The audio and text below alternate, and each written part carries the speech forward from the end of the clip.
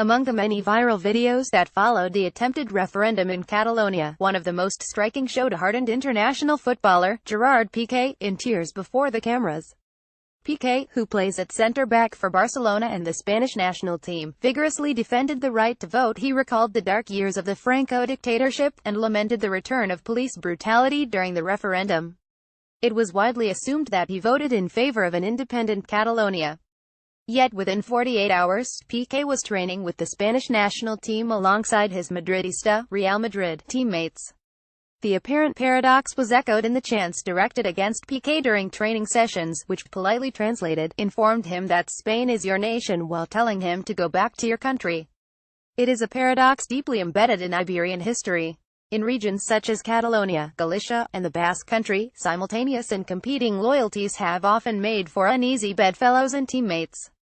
Spanish politicians invoke the word democracy with a frequency that suggests deep-rooted uncertainty about its longevity and stability. But Piqué's call for dialogue suggests that these tensions could be contained and controlled. The independence movement, he claimed, was like the outburst of an 18-year-old threatening to leave home. If you talk to him, he suggested, maybe he won't leave. Piqué's metaphor downplays the role of parents in provoking teenage outbursts. Back in 2010, in response to a case brought by the then opposition People's Party, the Spanish Constitutional Court ruled many articles in the Catalan Statute of Autonomy unconstitutional. Yet in at least one respect he was right. The crisis has until recently fed on a desire for justice and self-assertion that is more widespread than the aspiration for a total rupture. This is reflected in the vacillations of the current Catalan leadership. President Carles Puigdemont, who speaks for a conservative nationalist base, has so far refrained from making a unilateral declaration of independence, holding his cards close to his chest in advance of Tuesday's pivotal meeting of the Catalan Parliament. The court of international opinion is the only arena outside Catalonia in which Madrid is currently losing. Some members of the unwieldy nationalist coalition are holding out for independence.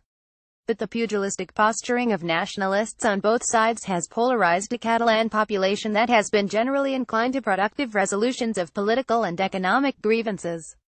The rise of Ada Colau, the Barcelona mayor who is closely allied to Pablo Iglesias and other leaders of the Podemos party, points to Catalans' frustration at the brutal effects of the austerity policies pursued by corrupt oligarchies in Madrid and Barcelona after 2008, but also to their willingness to support a politician working within a national left movement. Escombremlo, sweep them away. Read the slogan on one pre-referendum poster, showing a Catalan woman brushing a panicked circus of cartoon villains into the Mediterranean. Prime Minister and former Prime Minister Mariano Rajoy and José María Aznar, King Felipe VI, Cardinal Antonio Canizares, and a cluster of corrupt regional politicians. Drain the swamp, it might have read, if Barcelona were located on the same mythical terrain as Washington. But on neither side of the Atlantic is nationalism an effective response either to the immediate social crisis or its underlying problem, the emaciation of the welfare state and the precarious economic condition of the working class. Gerard Piqué in tears before the cameras. Video. Any search for a resolution must start with the national dialogue that many prominent Catalans, and others, have called for. But this is unlikely to be generated spontaneously by the principal parties involved. Throughout the crisis, Rajoy has exacerbated tensions, forcing the hand of his Catalan opponents in what looks suspiciously like the pursuit of electoral advantage.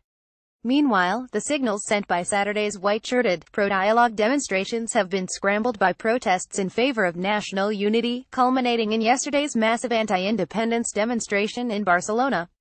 While many of the unity demonstrators are motivated by high-minded ideals, the mobilization of fierce nationalist sentiments has also awakened civic violence, and will take months, if not years, to reverse. International intervention will therefore be critical in reducing tensions and stabilizing Spain. The court of international opinion is the only arena outside Catalonia in which the government in Madrid is currently losing. Diplomatic pressure should be applied on Rajoy to recognize the Catalonian government as a legitimate interlocutor, and to move more decisively away from any semblance of adherence to a Francoist ideal of unity. Progressive forces in the Spanish Socialist Party should be encouraged to speak out in favor of dialogue, and against the destabilization of democracy in Spain by any party, including the central government. Dialogue must go beyond the current binary debate. It should explore a variety of potential relationships between Catalonia and the central state government, and embrace the possibility of constitutional reform. It might contemplate a second referendum, requiring a 2/3 supermajority, to be held in late 2018. Meanwhile, the Catalan and Spanish governments alike should lose no time in reversing the economic and social policies that have inflicted suffering on the Catalan working class. All parties must acknowledge that the brutalization of civilian populations, whether through direct police action or even greater economic austerity, will further undermine Spanish democracy. Simon Doubleday is a history professor who writes about medieval Spain.